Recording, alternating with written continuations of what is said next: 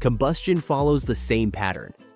When the system enters a chaotic regime, the flame becomes hypersensitive to microscopic variations in turbulence, fuel droplets, and temperature. That's why high-performance engines sometimes misfire, even when everything looks perfect. It's why knock can appear suddenly at the edge of the tuning envelope.